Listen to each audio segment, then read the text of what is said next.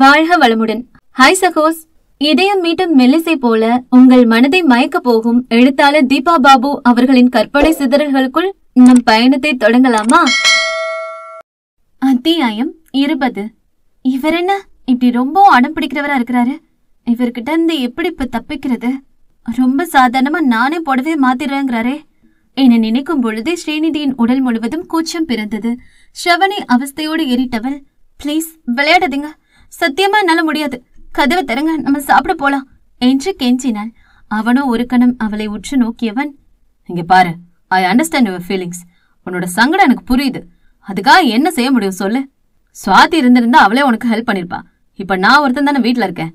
நானும் வேணாண்ணா பக்கத்து வீட்டு ஆன்ட்டியை வர சொல்லவா? எங்க? ஐயோ அவங்களையா என்று அலறியபடி ஏதோ பேச முயன்றவளின் உதடுகளை பட்டென்று தன் கைகளால் மூடினான் அவன். எனஃப், நீ என்னோட ஒய்ஃபுங்கிறனால, நான் உன்னோட ஹஸ்பண்ட் தானே, அதனால இயல்பா உனக்கு உதவ வந்தேன். நீ ரொம்பவும் அரண்டு விழிக்கவும் எனக்கு சுவாரஸ்யமா இருந்துச்சு. கொஞ்சம் விளையாடலாம் நினைச்சு ஓகே, நல்லா என்ஜாய் பண்ண, இல்லைன்னு சொல்ல என ஒரு மார்க்கமாக இழுத்தவனை நேராக பார்க்க முடியாமல் அவள் தவிக்க, ஸ்ரீநிதி என்றவன் அழுத்தமாக அழைக்கவும் தயக்கத்துடன் விழிகளை உயர்த்தினாள். மனைவியின் கயல்வெளிகளை ஒரு நிமிடம் ஆழமாக ஊடுருவி பார்த்தவன் பின் மெல்ல குனிந்து அவளின் மென் இதழ்களில் தன் இதழ்களை மிருதுவாக பொருத்தினான். தன்னிடம் கணவன் எதையோ கூற முயற்சிக்கிறான் என இவள் சற்றே ஆசுவாசப்படும் நேரம் அவன் திடீரென இதழ் அணைத்து பின்பு மெல்ல மெல்ல அதில் தன் அழுத்தத்தை அதிகரிக்க துவங்கவும் கை கால்கள் வெலவெலக்க துவள ஆரம்பித்தாள் அவள். தனது கை சிறையில் அடங்கியிருப்பவள் நேராக நிற்க முடியாமல் தடுமாறவும் அவளின் இன்ப வேதனை உணர்ந்தவன் மெதுவாக அவளிடமிருந்து தனது உதடுகளை பிரித்து அவளை தன் நெஞ்சோடு சேர்த்து இறுக அணைத்துக் கொண்டான். வேக வேக மூச்சுகளோடு சட்டென்று ஏற்பட்ட உணர்வு கொந்தளிப்பில் அவள் பூவுடல் நடுங்கிக் கொண்டிருக்க அவனுள் மேலும் புதைந்து கொண்டாள் ஸ்ரீநிதி. தன் மார்பில் ஆழ புதைந்து மறைந்து விடுப்பவள் போல் அசையாதிருந்தவளைக் கண்டு புன்னகை பிறக்க, ஹோய் என்றான் அவள் காதருகே குனிந்து. ஸ்ரீநிதியோ விழுகளை இன்னும் இருக்க மூடி அவன் நெஞ்சோடு அழுந்திக் கொண்டாள். நிதிமா, கொஞ்சமா உன் கூச்சத்தை போக்கலாம் தான் நான் ஃபர்ஸ்ட் ஸ்டெப் எடுத்து வச்சேன். ஆனா நீ இப்படியே நின்றுட்டு இருந்தனா நான் மொத்தமா போக்குற நடவடிக்கையில ஈடுபட வேண்டியிருக்கும். வசதி எப்படி என்றான் ஸ்ரவன் உல்லாசமாக. அதில் தன்னை மீறி சினுங்கியவளை ஒருமுறை எலும்புகள் நொறுங்கும் அளவிற்கு இறுக்கி அணைத்து விடுவித்தவன், முதலுக்கே மோசமாயிடும் போல இருக்கே. அம்மா தாயே, கொஞ்சம் என் மேல கருணை காட்டுமா. நான் நல்ல பிள்ளையாதான் உனக்கு ட்ரெஸ் மாத்த ஹெல்ப் பண்றேன்னு சொன்னேன். அதை உனக்கு புரிய வைக்கிறதுக்குள்ள என்ன ஒரு வழி ஆக்கிடுவ போல இருக்குதே என்று அதிகமாக அலட்டிக் கொள்ளவும் தன் வெக்கத்தை சிரமப்பட்டு ஒதுக்கி அவனிடம் இருந்து விலகியவள் சின்ன முறைப்புடன் அவனை பார்த்தாள். பரவாயில்லையே, முறைக்கிற அளவுக்கு கூச்சம் போயிருச்சு போல என சலிப்புடன் சென்று கட்டிலில் அமர்ந்தவளை பார்த்தவன் வார்ட்ரோப்பிடம் சென்றவாறு, ஒரு புறாவுக்கு போறா, என்ன இது அக்க போராக இருக்கிறது? இப்படி வடிவேல் மாதிரி என்ன புலம்ப வைக்கிறா என் பொண்டாட்டி. ஒரே ஒரு தடவை ட்ரெஸ் மாத்துறதுக்குள்ள என்ன பேச்சு, எத்தனை சமாளிப்பு. ஷப்பா என அழுத்தபடி அவளின் நைட்டி ஒன்றை எடுத்துக்கொண்டு மீண்டும் அவள் அருகில் வந்தான் ஸ்ரவன்.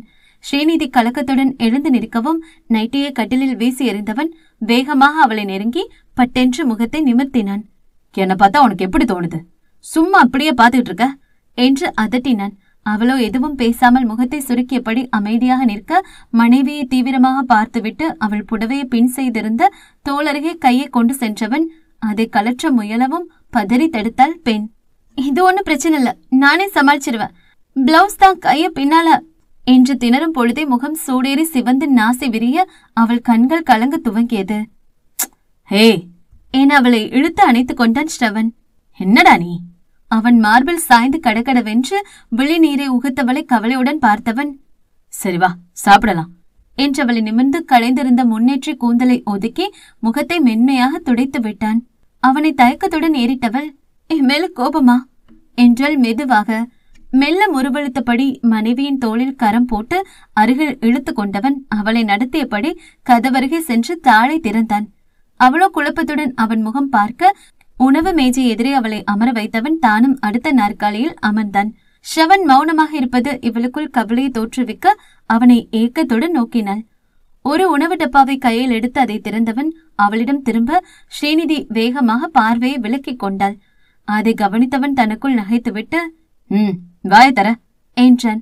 தனக்கு முன்னால் அவன் ஸ்பூன் நீட்டி இருக்கவும் வியப்புடன் விழிகளை விரித்தவள், இல்ல பரவாயில்ல, நானே சாப்பிட்டுக்குவேன் என்றாள் வேகமாக. சட்டென்று ஸ்ரவனின் முகம் சீற்றத்தில் சிவக்க வெடுக்கென்று எழுந்தவன் தன்னுடைய உணவை எடுத்துக் கொள்ளாமல் சென்று சோஃபாவில் அமர்ந்தான். இப்ப என்ன சொல்லிட்டேன்னு இப்படி கோச்சிட்டு போறாரு? தனக்குள் பொங்கும் ஆத்திரத்தை அவன் சிரமப்பட்டு அடக்குவது புரிய கலங்கி தவித்தவள் என்ன செய்வது என ஒன்றும் புரியாமல் தடுமாறினாள். மெல்ல சுதாரித்து தன் முன்னே கிடந்த உணவை கவனித்தவள், நீங்க சாப்பிட வரலையா என்று மெதுவாக ஸ்ரவனை வினவினாள். மனசு ரொம்ப சந்தோஷமா இருக்கிறனால பசி எடுக்கல, நிறைஞ்சு போயிருக்கு, நீ சாப்பிடு என்றவன் சிறிதும் அவள் புறம் திரும்பவில்லை. காலையிலிருந்து தன்னுடன் மருத்துவமனையில் இருந்தவன் சாப்பிட்டானா இல்லையா என்று தெரியவில்லையே என அவள் நெஞ்சம் பரிதவித்தது. பழக்க தோஷத்தில் கைகளை பிசைய சென்றவள் கடைசி நிமிடத்தில் தன் வழியை நினைவுக்கு கொண்டு வந்து அதை தவிர்த்து விட்டாள். சில நிமிடங்களில் சிகையை அழுந்த கோதி தன் உணர்வுகளை கட்டுக்குள் கொண்டு வந்த ஸ்ரவன் ஏதோ நினைத்தவனாக தன் அலைபேசியை விழிகளால் துளாவியபடி எழுந்து நிற்க ஸ்ரீநிதி எதிர்பார்ப்புடன் அவன் முகம் நோக்கினாள். அவளையே அழுத்தமாக பார்த்தவன் அவள் முன்னால் பார்வையை வீசிவிட்டு, நானா சாப்பிட்டுக்குவன் சொன்னல, இப்ப எப்படி உட்காந்துருக்க என்றான் ஏளனமாக. பதிலேதும் கூறாமல் சோர்வாக தலை குனிபவனை கவனித்தவனின் இதயம் மெல்ல அவள் பால் உருக ஆரம்பிக்க அருகில் சென்றவன், என்ன என்றான். நீங்களும் வந்து சாப்பிடுறீங்களா எனும் பொழுதே அவளின் குரல் ஏக்கமாக ஒலித்தது. தன்னை நிமிர்ந்து பாராமல் பேசுபவளின் கழுத்தில் கரம் கொடுத்து முகத்தை உயர்த்திய வினாடி மழுக்கென்று நீர்மணிகள் உருண்டு பெண்ணின் கன்னங்களில் இறங்கியது. நிதிமா, எதுக்கு இப்ப பொசுக்கு பொசுக்குன்னு அல்ற என்று மெல்ல அதட்டினான். அவளின் அதரங்கள் மேலும் அழுகையில் துடிக்க கண்டவன் சட்டென்று குனிந்து அதன் துடிப்பை அடக்க ஆரம்பித்தான். தனக்கு பின் இருந்த கழுத்தை வளைத்து பிடித்து முத்தமிட்டுக் கொண்டிருந்தவனின் செய்கையால் தொண்டை குழியில் எச்சில் விழுங்குவது சிரமமாக இருக்க லேசாக கமர முயன்று தோற்று அவளுக்குள் மூச்சுக்காற்றும் அடைத்ததால் வெகுவாக திணறல் ஏற்படவும் விசுக்கென்று விலகி அவள் முகம் நோக்கினான் ஸ்ரவன். அவன் விலகியதும் நேராக நிமிர்ந்தவள் தன் இயல்பாக கையை வாயருகே கொண்டு சென்று இரும முயல கைவழி வேறு சுளிரென்று கிளம்பி அவள் முகத்தை சுளிக்க வைத்தது. ச, கழுத்தை எக்கு தப்பா வளைச்சு முத்தமிட்டனே என மெல்லிய வருத்தத்துடன் அவள் அருகில் அமர்ந்து தன் மீது சாய்த்து கொண்டவன் அவள் முதுகை மெல்லமாக வருடி கொடுத்தான். அதில் மெல்ல இயல்புக்கு திரும்பியவள், சரியாயிடுச்சு, சாப்பிடலாம் என்று அவனிடம் இருந்து விலகினாள். ஏன் இப்படி அடம் பிடிக்கிறவளா இருக்க? இப்ப என்ன செஞ்சோம்? நான் என்ன செஞ்சேன் என்றால் தயக்கத்துடன். புடவை மாத்தி வர்றதுக்கு ரொம்ப கூச்சப்படுற, அல்றன்னு விட்டு கொடுத்தா ஊட்டி விடவும் கூடாதுங்கிற என்று முறைத்தான். இதுக்காகவா கோபிச்சுக்கிட்டாரு என நிகழ்ந்த ஸ்ரீநிதி, இல்ல நேரம் ஆயிடுச்சு, நீங்களும் சாப்பிடணும் தானே என நிறுத்தியவளை கண்டு தலையில் அடித்து கொண்டான் அவன். அவள் மலங்க மலங்க விழிக்க, அப்படியே ஓங்கி ஒரு அரை விடலாமன்னு இருக்கு, உனக்கு ஒரு வாய் கொடுத்துட்டு அடுத்த வாய் எனக்கு சாப்பிட தெரியாதா என கடுக்கடுவென்று பார்த்தவன், வாய தர என்று அதட்டினான். அவளின் இதழ்கள் தானாக பிரிந்து அவனுக்கு ஒத்துழைப்பு நல்க இம்முறை ஸ்பூனை தொடாமல் தன்னுடைய கரத்தினால் அவன் ஊட்டிவிட அமைதியாக வாங்கிக் கொண்டாள் மனைவி. இதயத்தை ஏதேதோ உணர்வுகள் பிசைய கணவன் தன்னை பார்க்காத பொழுது அவனுடைய முகத்தையே இமைக்காமல் பார்ப்பதும் அவன் விழிகள் தன்னை நோக்கும் பொழுது வேறு திசையில் தன் பார்வையை விரட்டுவதுமாக இருந்தாள் ஸ்ரீநிதி. அவளின் நாடகத்தை எல்லாம் தானும் கண்டும் காணாமல் கவனித்துக் கொண்டிருந்தவன் அவளுக்கும் உணவூட்டி தானும் உண்டு முடித்தான். எதையோ பறிகொடுத்தவள் போன்றே சோக சித்திரமாக காட்சி அளித்தவளை என்ன செய்வது என்று அவனின் சிறு மூளைக்கு ஒன்றும் புரியவில்லை. உடல் பலவீனமா இருக்கிற நேரத்துல பிறந்த வீட்டோட அன்புக்கும் அரவணைப்புக்கும் ஏங்குறாள் அவ. இப்ப கூட என்கிட்ட வெளிப்படையா பேசினா அவங்க என்ன அவமானப்படுத்தினாலும் பரவாயில்லன்னு இவளுக்காக நான் அவங்க வீட்டுக்கு போய் சமாதானம் பேச ட்ரை பண்ணுவேன். எங்க மகாராணி இன்னமும் என்கிட்ட எதையும் ஷேர் பண்றதுக்கு விருப்பம் இல்லாத மாதிரில உட்காந்துருக்கா என்று குமைந்தான் ஸ்ரவன். வரவேற்பு அறையில் அவன் அருகில் அமர்ந்திருந்தவளின் மனம் எங்கெங்கோ சுற்றிவிட்டு மீண்டும் கணவனிடம் திரும்ப அவன் விழிகள் அவளைத்தான் கூறு போட்டு கொண்டிருந்தது. சின்னதாக திடுக்கிட்டவள் மெல்லிய படப்பொடப்போடு இமைகளை தாழ்த்திக் கொள்ள லேசாக பெருமூச்சு எறிந்தவன் தன் பார்வையை வேறுபுறம் திருப்ப இவள் சற்றே ஆசுவாசம் அடைந்தாள். அதற்கு அவன் விட்டால் தானே. தளர்ந்தவனின் தோள் பற்றி வேகமாக தன்புறம் திருப்பினான் நாயகன். ஹே திருடி, எதுக்கா அப்படின்னு அப்பப்ப திட்டுத்தனமா சைட் அடிக்கிற? உன் கழுத்துல நான் தாலியும் கட்டிட்டேன், காதலே சொல்லிட்டேன், இன்னுமா எதுக்கா அந்த ஒளிவு மறைவு என்றவாறு அவளை ஆழ்ந்து பார்த்தான். கணவனின் கேள்வியில் திணறிய ஸ்ரீநிதி, என்ன இல்லையே என்று அவசரமாக மறுத்தாள். மனைவியின் திணறல் இவன் இறுக்கத்தை சற்றே குறைக்க மனதில் விஷமும் பூத்தது. இல்லையா? எங்க என் கண்ணை மட்டும் நேருக்கு நேர முழுசா ஒரு நிமிஷம், ஜஸ்ட் 60 செகண்ட்ஸ் மட்டும் பாரு. நீ சொல்றத நான் நம்புறேன். கள்ளம், அதாவது மனசுல திருட்டுத்தனம் இல்லாதவங்க எதையும் நேருக்கு நேரம் ஃபேஸ் பண்ணுவாங்களாம் என்று சவால் விடுத்தான். இவரு கண்ண நான் பாக்கணுமா? முதல்ல நிமிர்ந்த முகத்தை முழுசா பாக்க முடியல, இதுல ச இத்தனை நாளா இல்லாம புதுசா இதென்ன அவஸ்தை என தவித்தாள். லேசாக மூச்சிரைப்பவள் போல ஸ்ரீநிதியின் சுவாசம் மாறுபடவும் நெருக்கமாக குனிந்த ஸ்ரவன், இப்ப நான் என்ன செஞ்சுட்டேன்? உன்னை கட்டி பிடிச்சனா இல்ல முத்தம் கொடுத்தனா எதுக்கு இப்ப இப்படி மூச்சு வாங்குற என்று குரலில் கேலி கலந்து கிசுகிசுப்பாக வினவினான். ச்சே, இப்படி பேசுறார், கொஞ்ச நேரமா ஆளே சரியில்லை என்று தனக்குள் மருகியவள் அவன் முன்பு பூக்கும் வெட்கத்தை மறைக்க இயலாது வேகமாக எழுந்து கொண்டாள். ஹே, எங்க போற? எனக்கு தூக்கம் வருது, நான் போய் தூங்குறேன் என்று அவனை விட்டு விரைந்து செல்ல முயன்றாள். அவனோ அந்த நேரத்திலும் கவனமாக அவளின் முழங்கையை பற்றி ஒரே இழுப்பாக இழுத்து தன் மடியில் போட்டான். அதிர்ந்தவள் தன்னை சமாளித்து எழுவதற்கு முயலும் முன்னே அவளின் இரு கரங்களையும் அசைய விடாமல் தான் சுற்றி வளைத்து முழுதாக சிறை செய்தான் ஸ்ரவன். என்ன செய்றீங்க, விடுங்க என்றாள் பரிதவிப்புடன். கணவனே என்றாலும் இதுவரை இல்லற பந்தத்தில் அவனோடு இணையாமல் விலகி இருந்ததால் அவன் மடியில் அமர்ந்திருப்பது அவளுக்கு பெரும் கூச்சமாக இருந்தது. தன்னை எழவிடாமல் அடமாக அழுத்தி பிடித்து இருப்பவனின் பிடியிலிருந்து நழுவ முயன்று முடியாமல் நெளிந்தவள் திரும்பி கெஞ்சுதலாக அவன் முகம் பார்த்தாள். முடியாது, இனிமேலாம் உனக்காக நான் பாவம் பார்க்க மாட்டேன்.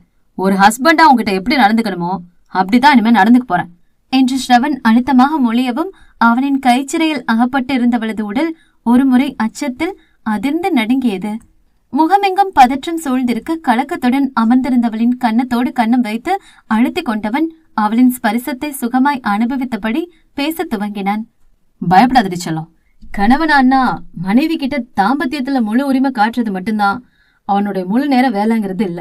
முதல்ல தாங்கிட்ட மனைவிக்கு இருக்கிற கூச்சத்தை போக்கி அவன் மனசுல நெருக்கமான இடத்த பிடிக்கணும். இவன் என்னோட கணவன், இவன் மேல எனக்கு முழு உரிமையும் இருக்கு. எனக்காக இவன் என்ன வேணும்னாலும் செய்வான். இவன்கிட்ட எதையும் கேட்டு பெறத்துக்கு எனக்கு முழு அதிகாரமும் இருக்குங்கிற ஒரு உள்ளுணர்வு அது உனக்குள்ள ஃபர்ஸ்ட் தோணணும்.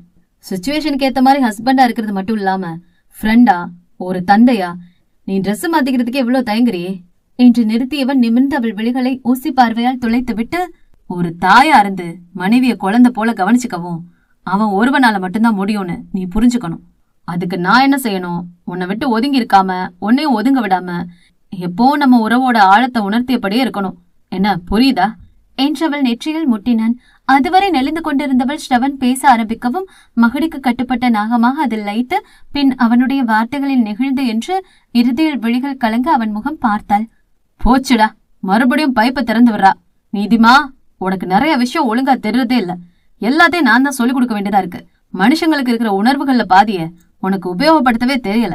வெறும் கோபம், மொறப்பு, சண்டித்தனம், அழுக, பிடிவாதம், தயக்கம், இது மட்டுமே வாழ்க்கை இல்ல. அதுக்கு மேல நம்ம தவறாம முக்கியமா பயன்படுத்த வேண்டிய உணர்வு எது தெரியுமா? மகிழ்ச்சி. இது வரைக்கும் எத்தனை தடவை நீ அதை என்கிட்ட எக்ஸ்பிரஸ் பண்ணிருக்க என்று கேள்வி எழுப்ப ஸ்ரீநிதி தீவிரமாக சிந்தித்தாள். ரொம்ப யோசிக்காத என்றவள் தலையில் கொட்டியவன், ஒரு முறை கூட சிரிச்சதே இல்ல தெரியுமா என்று முறைத்தான். கணவன் வலிக்கு கொட்டினாலும் அவளுக்கு கோபம் வரவில்லை. மாறாக அவனின் மனத்தாங்கள் புரிந்து மெல்ல சாரி என்றாள். என்ன சாரியோ போ. ஒரு தடவை கூட நம்மள பார்த்து சிரிக்காத ஒய்ஃப் மனசுல நான் இருப்பேன்னு எனக்கு என்ன ஜோஷியமா தெரியும்?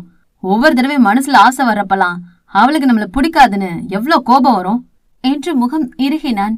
அவளை தேற்றுவதற்கு என பேச ஆரம்பித்தவன் ஒரு கட்டத்தில் தன் மன வருத்தத்தை வெளிப்படுத்த துவங்க கணவனின் எதிர்பார்ப்பிலும் ஏமாற்றத்திலும் உள்ளம் குன்றியவள் சோர்வுடன் இமைகளை தாழ்த்தி கொண்டாள். திடுக்கென்று அவள் முகத்தை பற்றி நிமிர்த்தியவன், இங்க பாரு, இப்ப என்கிட்ட நேரா சொல்லு, நமக்கு கல்யாணம் ஆனதுல இருந்து உனக்கு என்ன பிடிக்குமா பிடிக்காதா என்றான். அவனின் கேள்வியில் அலைபாய்ந்த மனதை கட்டி இழுத்து நிலை நிறுத்தியவள் அவன் விழிகளில் நேராக நோக்கி, பிடிக்கும் எனும் பொழுதே பெண்ணின் முகம் லேசாய் சிவந்து போனது. ஸ்ரவனோ அதை ரசிப்பதற்கு பதிலாக முறைத்தான். சரியான அழுத்த காரிடி, நீ எத்தனை நாளா என்கிட்ட மறைச்சு வச்சுட்ட என்று பொறுமினான். சட்டென்று அவளுக்கும் வீம்பு பிறந்தது.